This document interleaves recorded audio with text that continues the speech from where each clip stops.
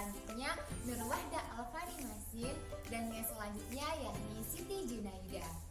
Dalam video ini akan menjelaskan materi etika bisnis dalam proses produksi, distribusi, pemasaran, dan periklanan beserta contoh kasusnya yang terjadi di Indonesia.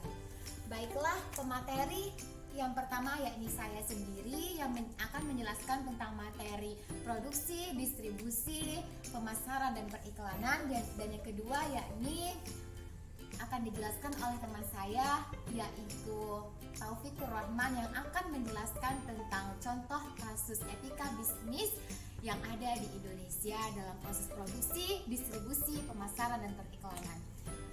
Adapun materi yang pertama yakni produksi.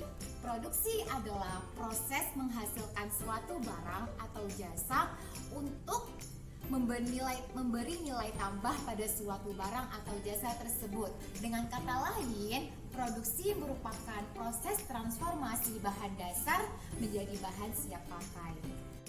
Faktor-faktor produksi ada 4. Yang pertama yakni SDA, yang kedua yakni tenaga kerja, yang ketiga yakni modal, dan yang terakhir adalah manajemen.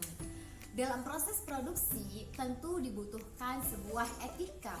Adapun etika yakni ilmu yang mempelajari tentang kebaikan atau keburukan. Etika dalam produksi. Etika dalam produksi yakni nilai atau norma yang menilai tentang benar atau salahnya dalam penambahan nilai guna barang atau jasa. Baik, sekarang kita masuk ke materi yang selanjutnya yakni distribusi. Distribusi merupakan proses pengiriman produk dari produsen ke konsumen dengan tujuan untuk meningkatkan fungsi pemasaran. Distribusi produk kini menjadi sumber daya saing untuk memperoleh keuntungan karena para pengecer besar berhasil menemukan cara dengan berupaya memangkas biaya dalam rantai distribusi.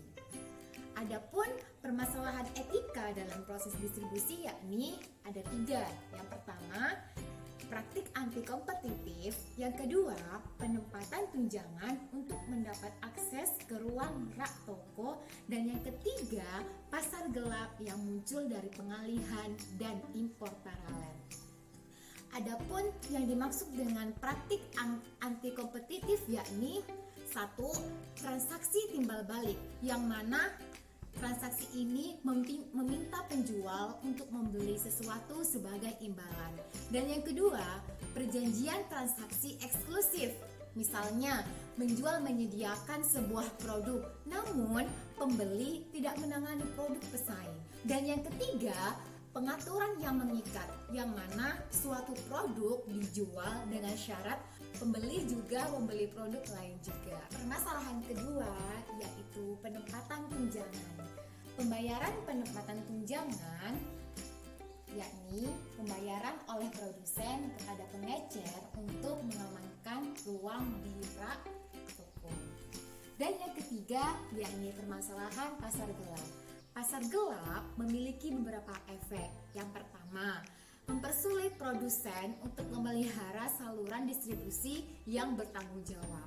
Yang kedua, memaksa produsen untuk melepaskan jaminan dan layanan purna jual atau dalam kata lain yakni after sale. Dan yang ketiga, yakni menciptakan ketidakpuasan konsumen dan mengikis nilai merek produk. Materi yang selanjutnya yakni tentang pemasaran atau nama lain dari marketing. Pemasaran adalah tempat berhubungan dengan bisnis. Pemasaran yang dipahami secara luas mencakup pengambilan keputusan tentang produk atau layanan apa yang dipasarkan, siapa calon konsumen untuk barang-barang, bagaimana caranya harga produk atau layanan agar menarik bagi pelanggan, dan bagaimana cara mengirimkan barang secara fisik ke konsumen akhir. Sebagian besar masalah etika dalam pemasaran melibatkan 3 masalah, yakni keadilan, kebebasan, dan kesejahteraan.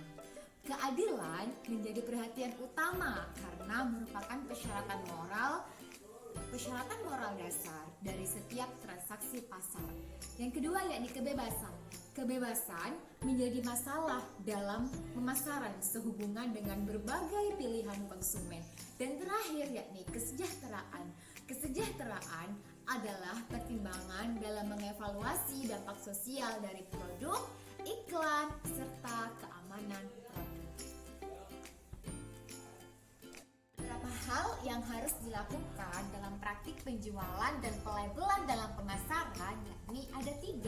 Yang pertama, menghindari penipuan dan manipulasi.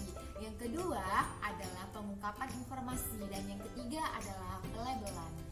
Materi yang selanjutnya yakni advertising atau periklanan. Periklanan adalah penyajian materi kepada masyarakat. Adapun permasalahan etika dalam periklanan yakni 1. Penipuan periklanan. Penipuan iklan yakni tindakan di mana sebuah iklan menunjukkan hal yang sebenarnya sulit untuk terjadi atau sulit untuk dilihat secara nyata. Kedua yakni persuasi irasional. Ancaman terhadap pilihan bebas, yang mana teknik periklanan yang mungkin disalahkan karena mengganggu kebebasan memilih atau komunikasi subliminal. Adapun bagian dari persuasi irasional yakni efek ketergantungan, yang mana fakta bahwa produksi industri saat ini berkaitan untuk memuaskan keinginan konsumen dan menciptakan keinginan mereka sendiri. Permasalahan etika yang ketiga yakni dampak dari iklan.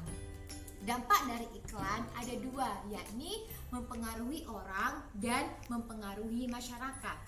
Permasalahan etika yang keempat yakni iklan internet.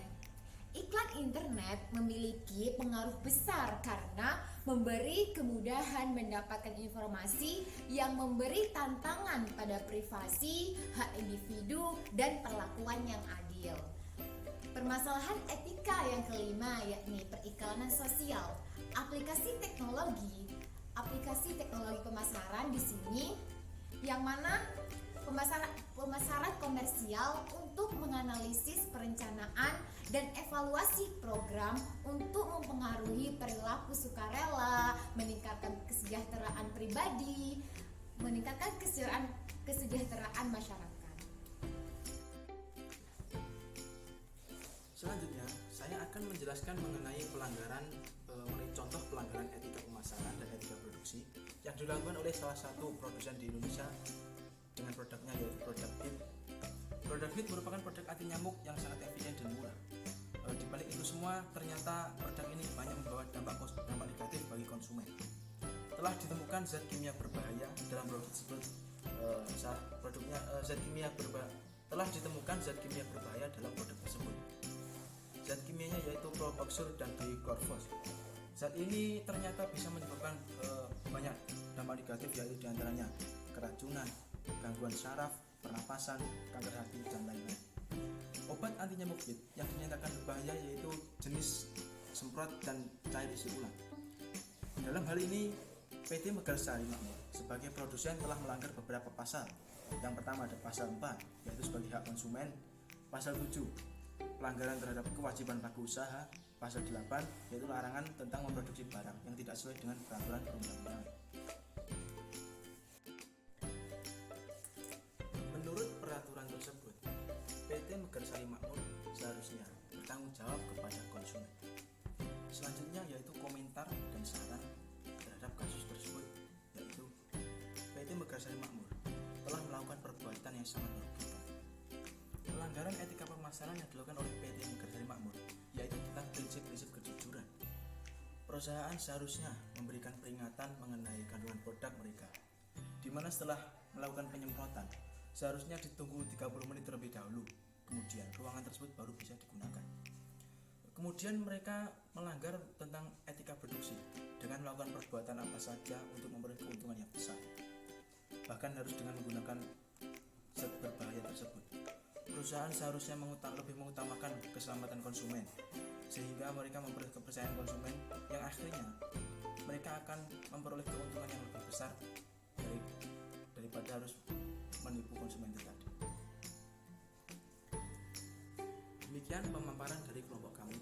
Apabila ada kesalahan kata ataupun tindakan, kami mohon maaf yang sebesar-besarnya. Kemudian kami buka sesi pertanyaan kepada teman semua untuk memberikan pertanyaan. Tapi pertanyaan jangan sulit-sulit ya. Oke? Terima kasih. Assalamualaikum warahmatullahi wabarakatuh.